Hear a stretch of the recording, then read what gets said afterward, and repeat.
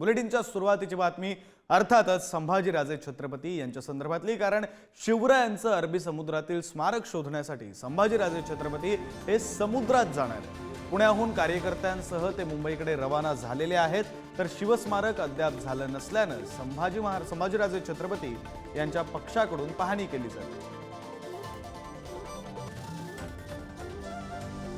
2016ला मोदींनी शिवस्मारकाचं जलपूजन केलं होतं, मात्र 2016च्या पालिका निवडणुकीआधी जलपूजन करण्यात आलं होतं। त्याचं काय झालं हेच पाहण्यासाठी आम्ही जाणार आहोत, असं संभाजीराजेंनी म्हटलंय। स्मारकावरून संभाजीराजेंचं उपहासात्मक आंदोलन हे पाहायला मिळतं।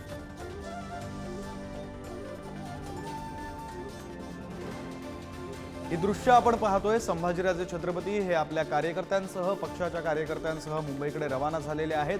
मोठ्या संख्येनं गाड्या पाहायला मिळत आहेत। गाड्यांचा मोठा ताफा हा संभाजीराजे छत्रपती यांच्यासोबत आहे आणि या सर्व गाड्यांमधून कार्यकर्त्यांना घेऊन संभाजीराजे हे मुंबईकडे रवाना झालेले आहेत। मुंबईकडे येण्यापूर्वी ते नवी मुंबईतील डी.वाय. पाटील स्टेडियम इथे नाशिकवरून येणाऱ्या पदाधिकाऱ्यांनाही भेटतील। तिथून पुढे मुंबईचा प्रवेशद्वार म्हणून ओळखल्या जाणाऱ्या चेंबूरमधील छत्रपती शिवरायांच्या पुतळ्यासमोर ते नतमस्तक होतील, अभिवादन करतील आणि मग पुढे मुंबईला जातील।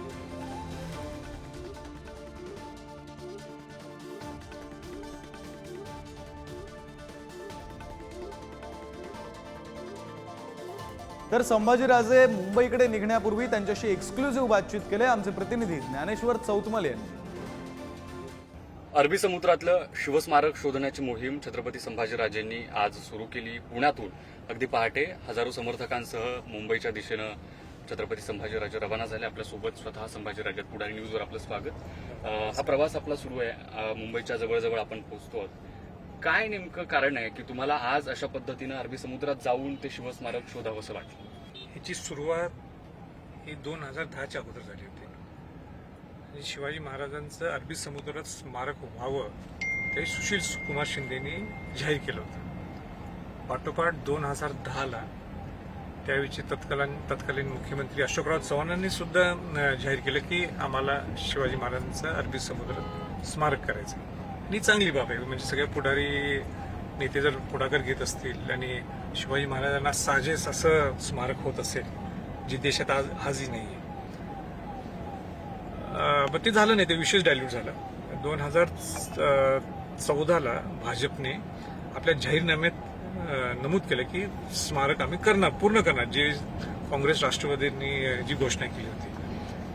आणि म्हणून 2016ला मुंबई महानगरपालिकेच्या निवडणुकीच्या बरोबर अगोदर ह्या स्मारकाचं जलपूजन पंतप्रधान नरेंद्र मोदींच्या हस्ते झालं। आता त्यांच्या निवडणुकीच्या पूर्वी घेतलं, त्याचा ऍडव्हान्टेज नाही घ्यायचा असेल तरी आपण ते मान्य करू शकतो। शेवटी लोकशाहीत असे प्रकार वेळोवेळी अशा गोष्टी घडत असतात, पण त्याच्याबद्दल माझं काही आक्षेप नाही।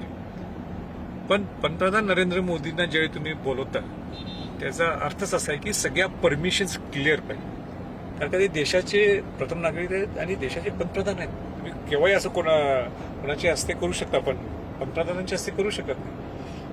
आणि मग 2016च्या नंतर मी 1-2 वर्ष वाट बघितली, समिती स्थापन झाली, महाराष्ट्र सरकारने समिती स्थापन केली, बॉडी तयार केली, पैसे अलॉट केले स्टार्टिंगचे 2,800 कोटीतले पहिला टप्पा पैसे देण्यात आले, L&Tला देण्यात आलं वाटते मला काम।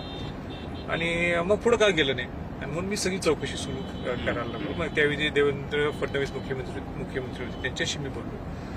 उद्धव ठाकरे मुख्यमंत्री झाल्यावर त्यांच्याशी माझी चर्चा सविस्तर 1 तास 1.5 तास चर्चा झाली। त्यांनी स्वतः उद्धव ठाकरेचा मला प्रश्न विचारला होता की नेमकं काय करता येईल आपल्याला, आणि त्यावेळी मी सांगितलं असं या सगळ्या गोष्टी वाटल्या। तुम्ही मूळ तुमच्याच त्यावेळी त्यांचे नव्हते, पण पूर्वी जयंत पाटलांनी जी जागा हलवून टाकली त्यावेळी पालकमंत्री होते त्यावेळी। पण ठीक आहे, त्याच्यात मला खोल काय जायचं नाही, पण त्यांचीही चर्चा झाली, तिथून पुढे काय झालं नाही।